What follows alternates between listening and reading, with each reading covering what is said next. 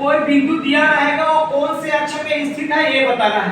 कोई बिंदु हो सकता है वो कौन से अक्ष पे एक्स अक्ष पर स्थित है या वाई अक्ष पे स्थित है ये बताना है। जैसे कि हमारे पास बिंदु दिया है, बिंदु ए बराबर दिया है 3 और 0। तो x हमारा फॉर्मेट क्या होगा, पहला वाला मान x और दूसरा वाला मान y का।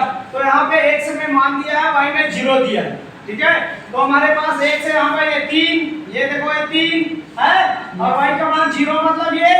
तो हमारा देखो ये कहाँ पर स्थित है, x दिशा में स्थित है, x दिशा में स्थित है।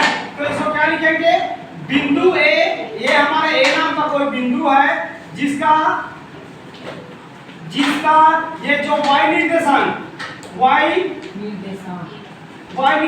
क्या है, निर्देशांक 0 है, y निर्देशांक 0 है।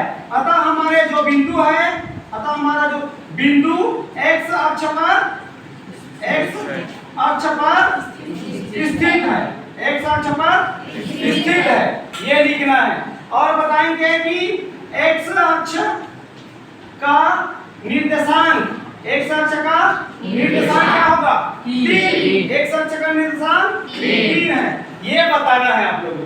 कौन से अक्ष पे स्थित है और उसका x अक्ष का निर्देशांक क्या है ये बताना है।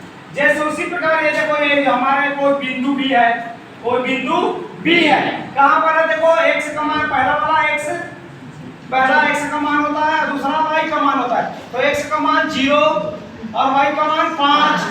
तो इस पे मान लो यहाँ पे 3 है, मान लो 2 है, ठीक है, क्या है 2 है। तो देखो ये वाला मान आ जाएगा, तो कौन सी दिशा में है, y दिशा में। तो हम क्या लिख सकते हैं, बिंदु B, ये जो बिंदु B का x निर्देशांक क्या है, शून्य है, x निर्देशांक 0 है। अतः हम क्या बोल सकते हैं, अतः बिंदु B y अक्ष पर स्थित है, y अक्ष पर स्थित है, y दिशा की ओर स्थित है, ठीक है जी। और अतः हम क्या बोलेंगे, y अक्ष का निर्देशांक क्या हुआ, 2। कहाँ पर स्थित है, 2 है, ये बताना है, ठीक है जी। हमको y का मान क्या है और x में क्या स्थित है ये बताना है। जो मान दिया रहेगा उसके अनुसार कहाँ पर स्थित है ये बताना है ग्राफ में।